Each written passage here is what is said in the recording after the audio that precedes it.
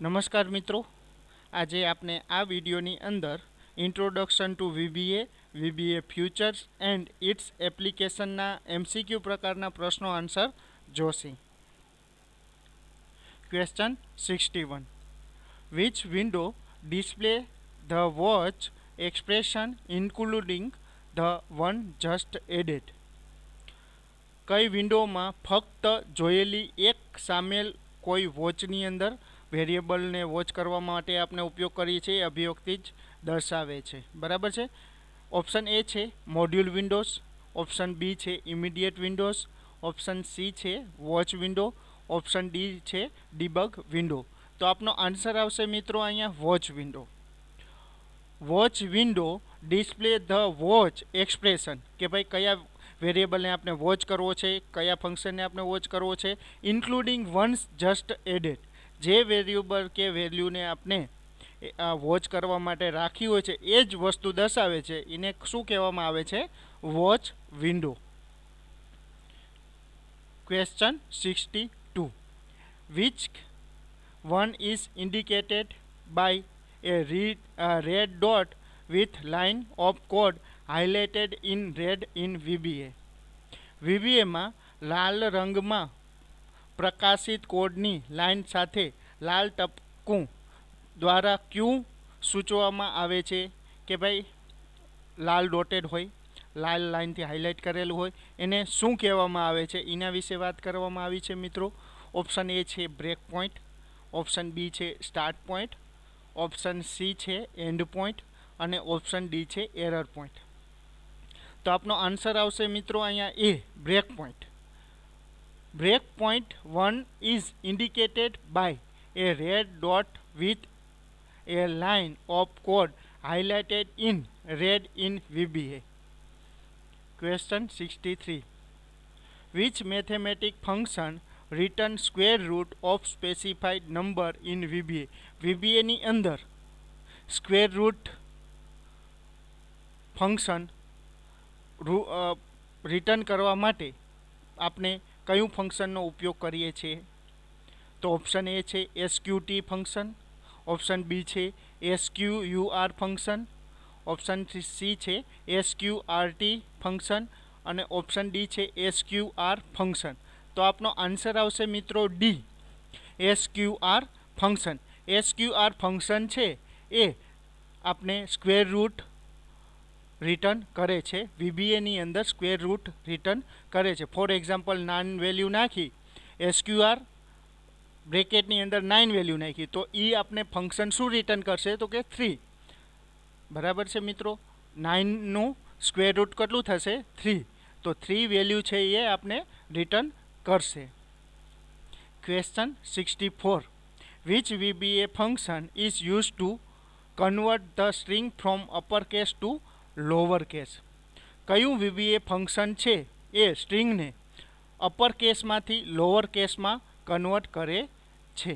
Option A છે L case, option B છે lower function, option C છે you case function, option D છે upper case function.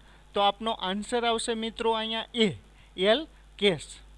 L case VBA function જે સ્ટ્રિંગને upper કેસમાંથી lower કેસમાં convert કરે છે. એટલે કે પહેલી ABCDમાં એટલે કે કેપિટલ અક્ષર આપેલા હશે તો એને આપણે સ્મોલની અંદર ટ્રાન્સફર કરી દેશે. ફોર એક્ઝામ્પલ જોવા જઈએ, એલ કેસ બ્રેકેટની અંદર આપણે લખ્યું છે કોપા, સ્મોલ કેપિટલ લેટરની અંદર લખ્યું છે ડબલ ઇન્વર્ટેડ કોમામાં કોપા, તો આપણે રિટર્ન શું કરશે? સ્મોલની અંદર કોપા.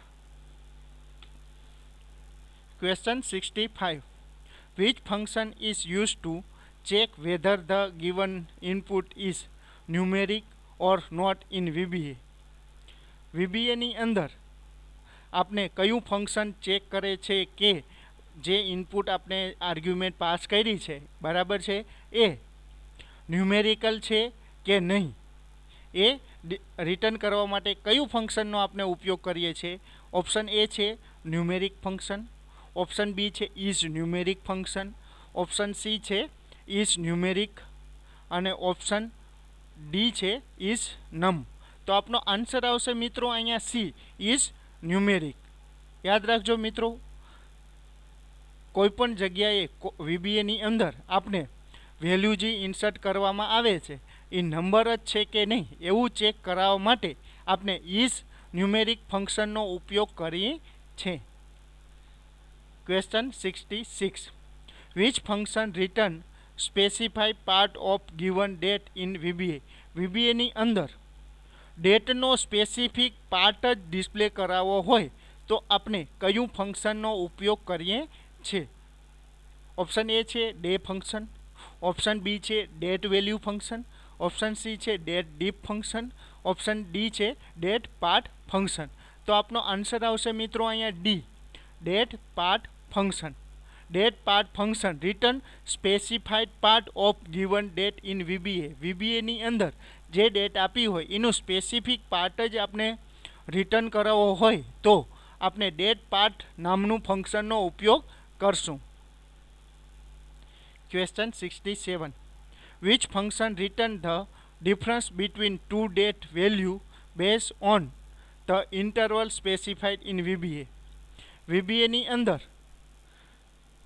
ક્યુ ફંક્શન સ્પષ્ટ થયેલી અંતરાલ આધારે 2 તારીખનું મૂલ્ય વચ્ચે ફરક બતાવે છે? બરાબર છે, 2 ડેટ આપણે સ્પેસિફાઈ કરી છે, 2 ડેટને આપણે આર્ગ્યુમેન્ટ આપી છે, બરાબર છે. આર્ગ્યુમેન્ટની અંદર તો એનો ઇન્ટરવલ ડિસ્પ્લે કરે છે તો કયું ફંક્શનનો આપણે ઉપયોગ કરશું? તો ઓપ્શન એ છે date diff function, option B છે ડે ફંક્શન, ઓપ્શન સી છે ડે ડીપ ફંક્શન અને ઓપ્શન ડી છે ડેટ ડીપ ફંક્શન. તો આપનો આન્સર આવશે મિત્રો અહીંયા એ, ડેટ ડીપ ફંક્શનનો આપણે ઉપયોગ કરશું. Question 68. Which function return the integer portion of number in VBA? VBA ની અંદર ઇન્ટીજર પોર્શન રિટર્ન કરવા માટે આપણે કયા ફંક્શનનો ઉપયોગ કરશું? ઓપ્શન એ છે INT ફંક્શન, ઓપ્શન બી છે ફોર્મેટ ફંક્શન, ઓપ્શન સી છે ABS ફંક્શન, ઓપ્શન ડી છે SIGN સાઇન ફંક્શન. આપનો આન્સર આવશે મિત્રો અહીંયા એ INT ફંક્શન.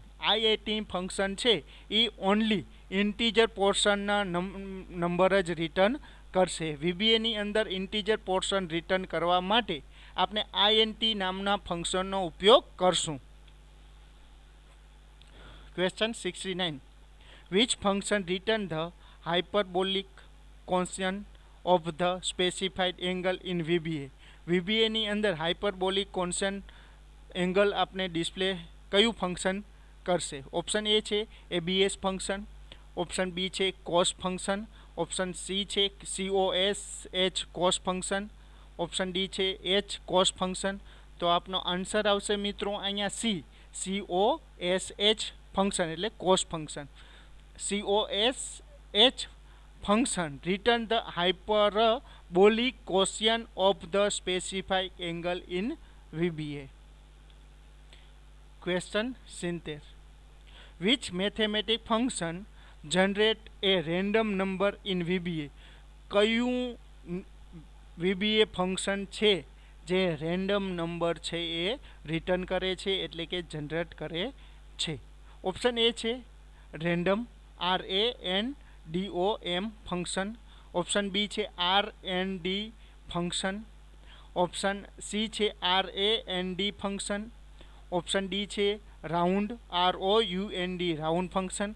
તો આપનો આન્સર આવશે મિત્રો અહીંયા બી, RAND ફંક્શન. યાદ રાખજો મિત્રો, VBA ની અંદર આપણે રેન્ડમલી વેલ્યુ એક્સેપ્ટ કરાવી હોય કે ઇન્સર્ટ કરાવી હોય ત્યારે RND ફંક્શનનો ઉપયોગ કરશું. મિત્રો તમને આ વિડીયો ગમ્યો હોય તો લાઈક કરજો અને અમારી ચેનલને સબસ્ક્રાઈબ ના કરી હોય તો સબસ્ક્રાઈબ કરી લેજો મિત્રો. Thank you so much.